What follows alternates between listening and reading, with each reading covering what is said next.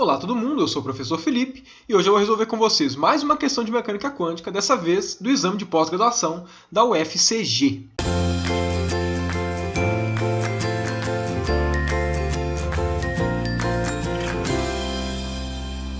Se você não é inscrito no canal, não deixe de se inscrever e ativar o sininho para receber a notificação dos próximos vídeos. Pois bem, vamos para essa questão, uma questão menor e um pouco mais simples do que as que eu tenho feito até então, mas igualmente importante. Determine os autovalores e os autovetores associados ao seguinte operador. Então, bom, a determinação de autovalores e autovetores na quântica é extremamente importante. Então, essa questão vai ser basicamente a porta de entrada, vai ser o início de 90% das questões que aparecem em quântica. Então, vamos lá. Para determinar autovalores e autovetores, primeiro de tudo, o que são autovalores e autovetores? Um autovalor e um autovetor eles são caracterizados pela equação. O operador aplicado a algum vetor, a algum estado, dar um múltiplo desse próprio estado. Quando isso aqui acontece para um certo vetor psi, a gente dá o nome desse psi de autovetor ou autoestado desse operador A. E o lambda é o autovalor associado a esse autoestado. Então a ideia aqui é o seguinte, para a gente poder determinar autovalores e autovetores, o que a gente faz é, passa todo mundo para o mesmo lado da igualdade, a gente vai ter A aplicado a um certo estado, menos lambda vezes esse estado, é igual a zero. Os dois fatores aqui têm um psi, de forma que eu gostaria de fatorá-los. Porém, se eu fatoro, vai ficar um A menos lambda. O A é um operador, o lambda é um número. Então, o que eu faço? Eu coloco aqui no meio uma identidade, porque aí, quando eu for escrever, colocar o psi em evidência, vai ficar A menos lambda vezes identidade, aplicado em psi, é igual a zero. E aí eu tenho uma subtração de operadores e não um operador menos um número, que não faria muito sentido matemático. Bom, isso aqui é um sistema de equações lineares, em forma de matriz, uma matriz aplicada a um certo estado, lembrando que esse meu sistema é tridimensional, então o meu psi, ele representado na mesma base do que esses vetores e tudo, ele pode ter a forma de um vetor coluna ABC. A ideia é, esse daqui é um sistema de equações, e é um sistema de equações homogêneos, iguais a zero. Então, pela álgebra linear, a gente sabe que se o determinante desse cara foi diferente de zero, a solução desse sistema de equações, ela passa a ser a solução trivial, ou seja, o estado, o vetor, que satisfaz isso igual a zero. Porém, eu quero saber os vetores que não satisfazem isso. Afinal de contas, eu quero saber quais são os caras, obviamente diferente de zero, que satisfazem essa equação. Então, o que eu faço? Eu tiro a condição de determinante diferente de zero e exijo que esse cara daqui tenha determinante igual a zero. Porque aí eu tenho mais do que uma solução, e, enfim, eu tenho uma solução não trivial, que é a solução que eu estou buscando. Esse processo daqui, de determinar autovalor e autovetores, é o processo que a gente chama de diagonalização. Nesse caso daqui, eu não preciso aplicar isso a toda essa matriz para determinar os autovalores e, por consequência, os autovetores. Isso por quê? Se a gente for reparar é o seguinte, sempre que a gente tiver, igual tem aqui no caso, esse 2, que é sempre que a gente tiver um elemento na diagonal principal, que os números acima e abaixo, na esquerda e na direita, eles forem iguais a zero, significa que esse cara já é um autovalor. Porque repare o seguinte, isso é bem fácil de ver, porque se eu pego esse operador e multiplico pelo 0, 0, 1, aplico ele nesse estado, reparem que isso aqui vai dar duas vezes esse próprio estado. Ou seja, esse cara daqui já está na forma diagonal. Então o 2 já é um autovalor. E fazer essa condição, determinante igual a zero, é para você determinar os autovalores. Como esse cara daqui, como eu já sei que o 2 é um autovalor, eu não preciso diagonalizar a matriz inteira. Eu só preciso diagonalizar o subespaço que não é diagonal, que é essa partezinha aqui de cima, que é essa pequena submatriz 0, 1, 1, 0, porque essa matriz ela não está na forma diagonal, por consequência, a gente não tem explicitamente aqui quais são os autovalores. Então vamos lá, para a gente poder diagonalizar, o que eu vou fazer é escrever isso daqui, só que só nesse subsistema.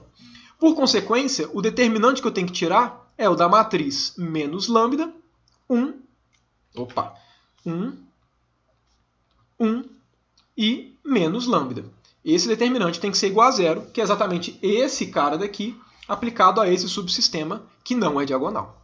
Quando eu faço isso, eu vou obter que lambda ao quadrado menos 1 é igual a zero, e por consequência eu vou ter que lambda é igual a mais ou menos 1. Ou seja, tenho aqui os três autovalores, mais e menos 1 e o 2. Como é que a gente faz agora para determinar os autovetores? Para determinar os autovetores, a gente vai resolver exatamente, né, essa equação, a equação que define os autovetores. Então, o que a gente vai ter é o A, né, que vai ser o 0, 1, 0, 1, 0, 0, 0, 1, 0, 0, 0, 0, 2, aplicado ao vetor ABC, porque afinal de contas eu quero saber qual o vetor que tem essa propriedade, né? Primeiro vamos pegar aqui lambda igual a 1 para a gente determinar o autovetor. Isso daqui vai ter que ser igual a 1 vezes o próprio autovetor. Quando eu faço isso, enfim, aqui eu tenho um sisteminha de equações. Vamos lá, pegando essa primeira equação, né, eu vou ter 0 vezes A, 0, 1 vezes B, B, 0 vezes C, 0. Então, B é igual a 1 vezes A. Então, a primeira equação desse sistema me passa B igual a A. A segunda equação me passa A igual a B. Né? Afinal de contas, enfim, obviamente essas equações, você não tem três equações independentes. Né? As equações, elas são sempre, você sempre tem equações que são linearmente dependentes quando você vai determinar os autovetores, principalmente porque a gente pediu aqui que o determinante seja igual a zero. Então, a gente vai ter informação em excesso. E o último aqui, a gente tem que C, né? A gente tem 2 vezes C, vai ser igual a C. Ou seja, o C tem que ser igual a zero. Por consequência, eu vou chamar o autoestado correspondente ao alto valor 1 como sendo estado 1. Portanto, eu tenho que esse estado ele tem a forma A0, sendo A um parâmetro livre. Normalmente, em quântica, a gente gosta de deixar os estados normalizados, ou seja, que tem norma 1, norma ao quadrado igual a 1. Se eu uso isso, né, se eu uso a exigência de que a norma desse cara ao quadrado seja igual a 1, esse A ele toma a forma 1 sobre raiz de 2. Né? E aí, por consequência, o meu autovetor, né, o meu autovetor associado ao alto valor 1 vai ser, no caso, o vetor 1 sobre raiz de 2. Então, 1 sobre raiz de 2, 1 sobre raiz de 2 e 0. Esse aqui, claro, associado ao lambda igual a 1. Agora vamos ver como é que vai ser o associado ao lambda igual a menos 1. Aqui mesma coisa, né? 0, 1, 0, 1, 0, 0, 0, 0, 2, aplicado em A, B, C. Isso aqui vai dar menos 1, né, atuado ao próprio estado, que vai ser menos A, menos B, menos C.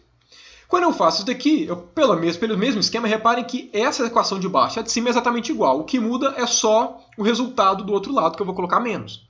Então, aqui eu vou obter as equações.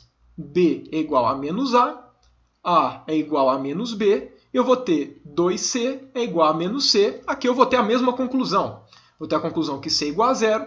E a única diferença é que o A e o B têm sinal trocado. Então, associado ao autoestado menos 1, né, ao alto valor menos 1, eu vou dar o nome a esse nome para o autoestado, eu vou ter o estado A menos A, 0. Se eu quero um estado que a norma ao quadrado dê 1, mesma coisa que eu exigi aqui, né, o meu A toma a forma 1 sobre raiz de 2. Então, esse cara daqui, o A, eu posso escolher como 1 sobre raiz de 2, menos 1 sobre raiz de 2 e 0. Mas lembrando que eu não preciso fazer isso. Eu estou colocando eles normalizados, a questão não impede que eles sejam normalizados, mas eu estou colocando eles porque em quântica é muito útil a gente ter autoestados normalizados. E no caso aqui associado ao lambda igual a 2, a gente já sabe qual é o autoestado, que é o 001. Mas só para ficar evidente isso, vamos resolver a equação completa, né? Só para ficar bem mais evidente. Então aqui 002, aplicado a A, B, C. Isso aqui vai ter que ser igual a duas vezes, né? Então já vou colocar o 2 aqui de uma vez, 2A, 2B, 2C. Quando a gente pega esse sistema de equações aqui, a gente vai ter B é igual a 2A. A gente vai ter aqui A é igual a 2B. E a gente também vai ter aqui que 2C é igual a 2C. Ou seja, um valor qualquer. C é igual a C, o que não é novidade para ninguém. Né? E olha só, quando eu misturo essas duas equações, aqui eu vou ter B é igual a 4B. E eu vou ter a mesma equação para o A, né? Se eu pego esse A e substituo aqui na linha de cima. E eu posso obter a mesma coisa trocando A pelo B. Ou seja, A é igual a B, que é igual a 0. Por consequência, o meu estado 2 vai ser o estado 00C. Porém, se eu quero um estado que a norma ao quadrado dê 1, esse C vai ter valor igual a 1. Então esses são os meus 3 autoestados, né? Enfim, determinados aqui pela equação que determina, né, que define os autoestados. Agora, verifique se os autovetores são ortogonais. Aqui a gente nem precisaria verificar, a gente sabe que eles são ortogonais. Isso é inclusive uma forma de ver se você pegou os autovetores corretos.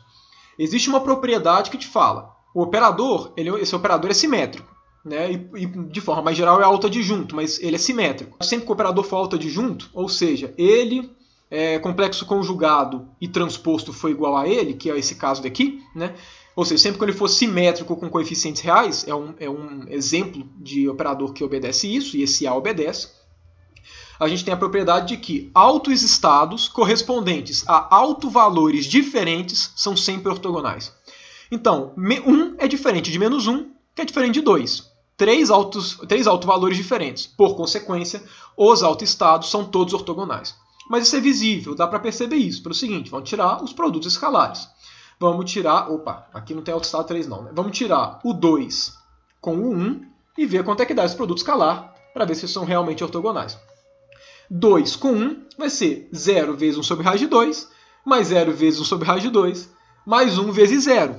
Todos eles 0, né? Porque tem 0 multiplicado. 2 multiplicado pelo menos 1. Como é que fica esse produto escalar? Mesma coisa. Onde o menos 1 tem componente não nula, o 2 tem componente nula e vice-versa. Então, 0. E aqui, vamos agora, só faltou fazer o 1 menos 1.